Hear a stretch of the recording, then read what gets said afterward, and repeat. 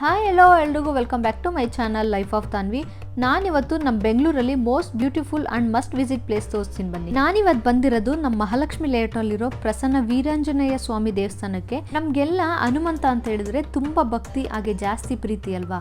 So ನಮ್ಮ ಮಹಾಲಕ್ಷ್ಮಿ ಲೇಔಟಲ್ಲಿರೋ ಈ ಹನುಮಂತನ ಬಗ್ಗೆ ನಾವು ಸ್ವಲ್ಪ ತಿಳ್ಕೊಳ್ಳೋಣ ಬನ್ನಿ. 50-60 ವರ್ಷ ಮುಂಚೆ ನಮ್ಮ ಬೆಂಗಳೂರು ಅಷ್ಟು ಡೆವಲಪ್ ಆಗಿರಲಿಲ್ಲ. ಫುಲ್ಲು ಎಲ್ಲ ಬೆಟ್ಟ ಗುಡ್ಡ ಪ್ರದೇಶ ಆಗಿತ್ತಂತೆ.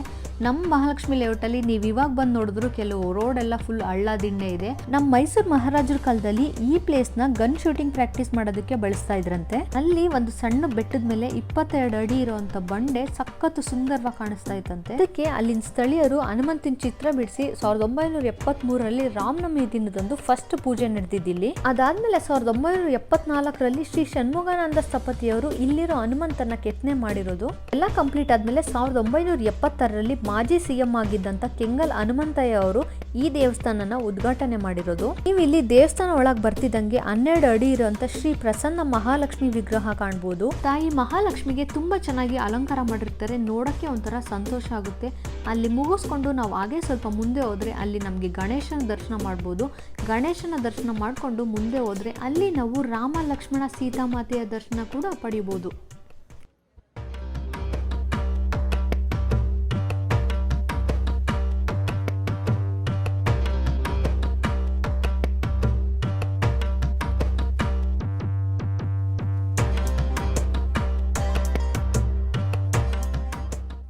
ಎಲ್ಲ ದೇವರುಗಳ ದರ್ಶನ ಮುಗಿಸ್ಕೊಂಡು ಹಾಗೆ ಮುಂದೆ ಬಂದರೆ ನಾವಲ್ಲಿ 22 ಅಡಿ ಇರುವಂಥ ಹನುಮಂತನ ಕಾಣ್ಬೋದು.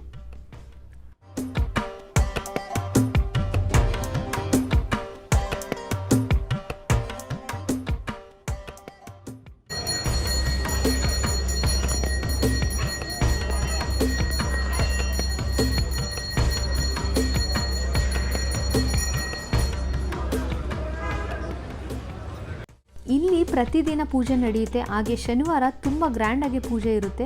ಸೊ ತುಂಬ ಜನ ಭಕ್ತಾದಿಗಳು ಬೇರೆ ಬೇರೆ ಕಡೆಯಿಂದ ಎಲ್ಲ ಬಂದು ಇಲ್ಲಿ ದೇವ್ರ ದರ್ಶನ ಪಡ್ಕೊಂಡು ಹೋಗ್ತಾರೆ. ಹಾಗೆ ನೀವೇನಾದರೂ ದೇವ್ರಿಗೆ ವಡಮಾಲೆ, ಪಂಚಾಭಿಷೇಕ, ಮಹಾ ಅಭಿಷೇಕ ಮಾಡಿಸ್ಬೇಕಂತ ಹೇಳಿದ್ರೆ 3 ದಿನ ಮುಂಚೆನೆ ಬಂದು ರೆಸಿಪ್ಟ್ ತಗೊಂಡೋದ್ರೆ ಆ ಶನಿವಾರ ನಿಮಗೆ ಪೂಜೆ ಮಾಡಿ ಕೊಡ್ತಾರೆ.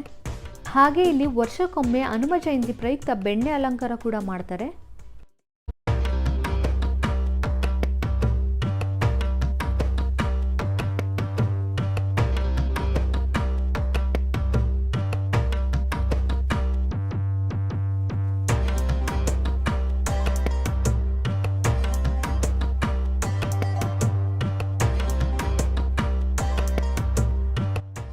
ಈ ದೇವಸ್ಥಾನ ಸುಮಾರು 13 ಎಕರೆ ಜಾಗದಲ್ಲಿದೆ. ಸೊ ಇದೇ ಜಾಗದೊಳಗೆ ನಿಮಗೆ ಬ್ಯಾಕ್ ಸೈಡಲ್ಲಿ ವೆಂಕಟೇಶ್ವರ ದೇವಸ್ಥಾನ ಕೂಡ ಇದೆ. ಸೊ ಅದರದ್ದು ನಾನು ಆಲ್ರೆಡಿ ಒಂದ್ಸಲ ವಿಡಿಯೋ ಮಾಡಿದ್ದೀನಿ. ಲಿಂಕ್ನ ನಾನು ಇಲ್ಲಿ ಮೆನ್ಷನ್ ಮಾಡಿರ್ತೀನಿ. ಸೊ ನೀವು ಅದನ್ನು ಕೂಡ ವಿಡಿಯೋ ಹೋಗಿ ನೋಡ್ಬೋದು. ಈ ದೇವಸ್ಥಾನ ಹತ್ರ ನಿಮಗೆ 2 ವೀಲರ್ ಪಾರ್ಕಿಂಗ್ ಏನು ಸಮಸ್ಯೆ ಆಗೋದಿಲ್ಲ, ಅಲ್ಲೇ ನಿಲ್ಲಿಸ್ಬೋದು. ಬಟ್ 4 ವೀಲರ್ಗೆ ಸ್ವಲ್ಪ ಪ್ರಾಬ್ಲಮ್ ಆಗುತ್ತೆ, ಜಾಗ ಅಲ್ಲಿ ಕಂಜೆಸ್ಟೆಡ್ ಆಗಿದೆ. ಸೊ ಅದು ಬಿಟ್ಟರೆ ನೀವು ಮೆಟ್ರೋ ಕನ್ವೀನಿಯೆಂಟ್ ವೆರಿ ಬೆಸ್ಟ್ ಅಂತ ಹೇಳ್ತೀನಿ. ಏನಕ್ಕಂದರೆ ನಿಮಗೆ ಮಹಾಲಕ್ಷ್ಮಿ ಲೇಔಟ್ ಮೆಟ್ರೋ ಸ್ಟೇಷನಿಂದ ಜಸ್ಟ್ ಒಂದು 200 ಮೀಟರ್ ವಾಕಬಲ್ ಡಿಸ್ಟೆನ್ಸಲ್ಲಿದೆ.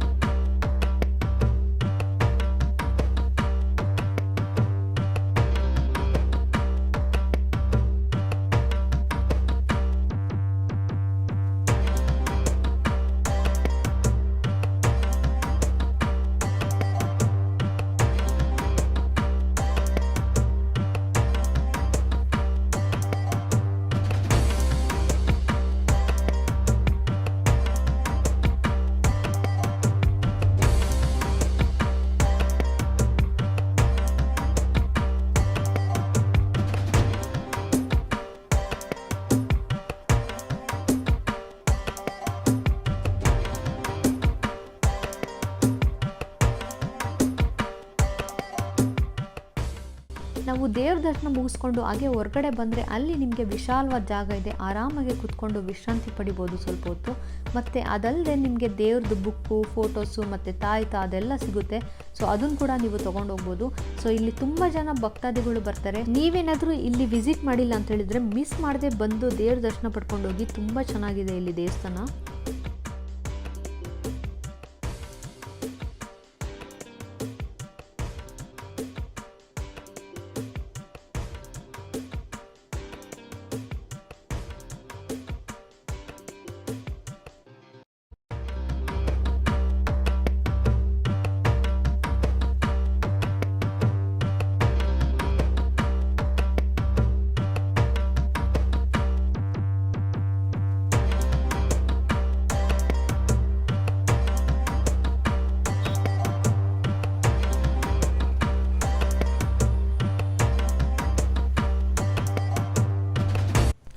ನೋಡಿದ್ರಲ್ಲ, ನಮ್ಮ ಮಹಾಲಕ್ಷ್ಮಿ ಲೇಔಟ್ನಲ್ಲಿರೋ ಆಂಜನೇಯ ದೇವಸ್ಥಾನ ಬಗ್ಗೆ ನಾವು ಒಂದಷ್ಟು ವಿಷಯನ ತಿಳ್ಕೊಂಡ್ವಿ. ಸೊ ನೀವೇನಾದರೂ ಇಲ್ಲಿ ರೆಗ್ಯುಲರಾಗಿ ಬರ್ತಾಯಿದ್ರೆ ನನಗೆ ಕಮೆಂಟ್ ಮಾಡಿ ತಿಳಿಸಿ. ಹಾಗೆ ಈ ದೇವಸ್ಥಾನ ಬಗ್ಗೆ ನಿಮಗೆ ಇನ್ನಷ್ಟು ಮಾಹಿತಿ ಇದ್ದರೆ ನನಗೆ ಕಮೆಂಟಲ್ಲಿ ತಿಳಿಸ್ಕೊಡಿ. ಹಾಗೆ ನಿಮಗೆಲ್ಲ ಈ ವಿಡಿಯೋ ಇಷ್ಟ ಆಗಿರುತ್ತೆ ಅಂತ ಅಂದ್ಕೊತೀನಿ. ಇಷ್ಟ ಆಗಿದ್ದರೆ ದಯವಿಟ್ಟು ಒಂದು ಲೈಕ್ ಮಾಡಿ. ಹಾಗೆ ನನ್ನ ಚಾನಲ್ಗಿನ್ನ ಸಬ್ಸ್ಕ್ರೈಬ್ ಮಾಡಿಲ್ಲ ಅಂದರೆ ದಯವಿಟ್ಟು ಸಬ್ಸ್ಕ್ರೈಬ್ ಮಾಡಿಕೊಂಡು ಹೀಗೆ ಸಪೋರ್ಟ್ ಮಾಡ್ತಾಯಿರಿ. Thank you.